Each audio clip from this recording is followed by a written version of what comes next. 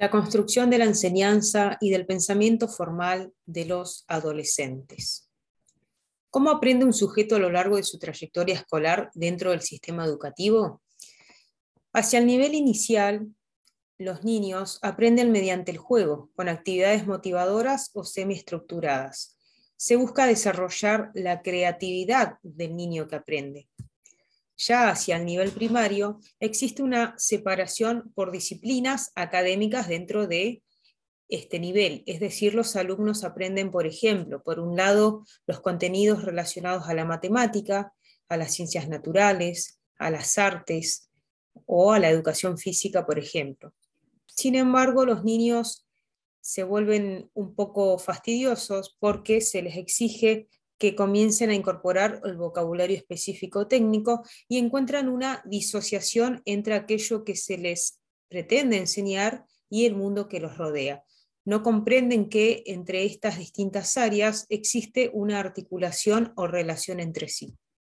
Pero aún llegando hacia el nivel secundario existe una clara ruptura entre los intereses de los estudiantes y los contenidos enseñados, sobre todo por la etapa hacia la pubertad y todos los cambios que implica la adolescencia. En conclusión, podemos decir que a pesar que el sujeto va avanzando en su trayectoria escolar y se supone que tiene mayor capacidad cognitiva, sin embargo, el rendimiento e interés académico, el interés por aprender, es cada vez más escaso, lo que parece una paradoja, ¿no? Y esto justamente, como les comentaba, es producto de la descontextualización que ellos encuentran entre aquello que se les enseña y el mundo real en el que están inmersos o sus intereses, ¿sí? Lo que lleva al fracaso escolar. ¿Cómo se produce la construcción del conocimiento? Bien, por un lado, el sujeto toma todo lo externo, es decir, el ambiente, todo lo que lo rodea. Aprende del ambiente que lo rodea, pero también aprende según lo interno, es decir, lo afectivo que el sujeto ya posee. ¿Qué instrumentos usa el sujeto para la construcción de este conocimiento? El sujeto aprende a través de los esquemas. ¿Qué significa? Cada individuo ya posee, ¿sí?, un esquema, es decir, lo que ya construyó en relación con el medio que lo rodea. ¿De qué va a depender esto? De dos aspectos. Por un lado, de la representación inicial que tenga de la nueva información y por otro lado, de la actividad externa o interna que desarrolle al respecto.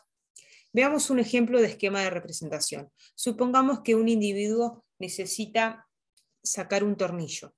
Entonces, sabemos que dependiendo la figura o el dibujo que tenga el cabezal, va a precisar o va a contar con dicha herramienta, es decir, va a buscar un destornillador acorde al tornillo que desea sacar.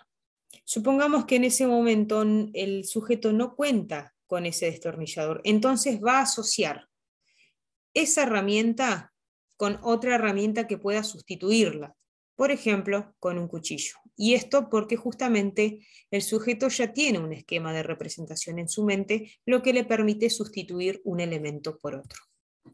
En definitiva, un esquema es una representación de una situación concreta o de un concepto que permite manejarlo internamente y enfrentarse a situaciones iguales o parecidas en la realidad.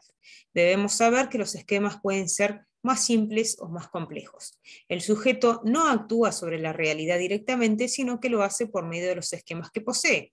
Por lo tanto, su representación del mundo dependerá de dichos esquemas.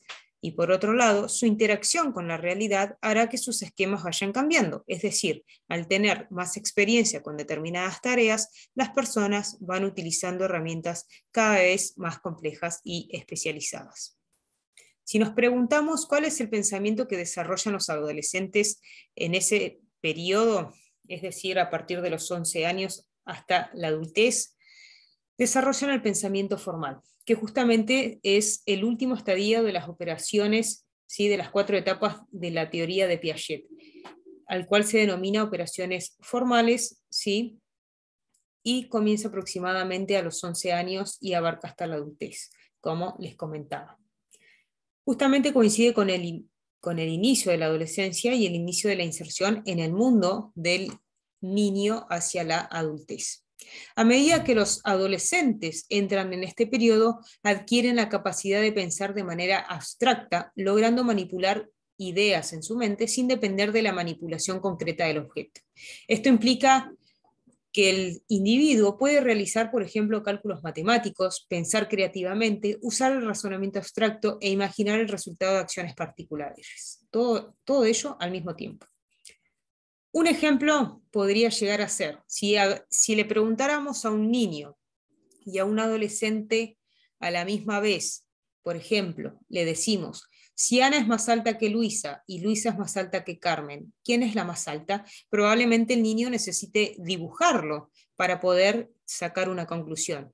Mientras que el adolescente, como ya está en la etapa del pensamiento formal, simplemente lo imagina en su mente y pueda abordar a una conclusión.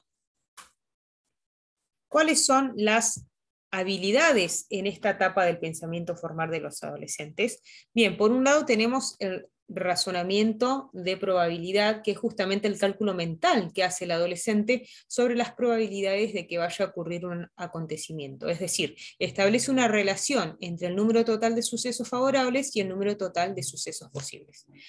Otro tipo de habilidad que desarrolla el adolescente es el razonamiento lógico, que es justamente al que le interesa la relación entre dos premisas, más que su exactitud o veracidad, utilizando justamente el razonamiento lógico. Tercero, se desarrolla el razonamiento científico. A medida que el adolescente aprende a utilizar la lógica proporcional, empieza a abordar los problemas de un modo más sistemático, es decir, lleva un orden o un método o un sistema para desarrollarlo. Y finalmente podemos mencionar el razonamiento combinatorio, que es un razonamiento necesario para resolver problemas de combinación o problemas relacionados con las diferentes formas en que se puede realizar una operación con un conjunto de cosas.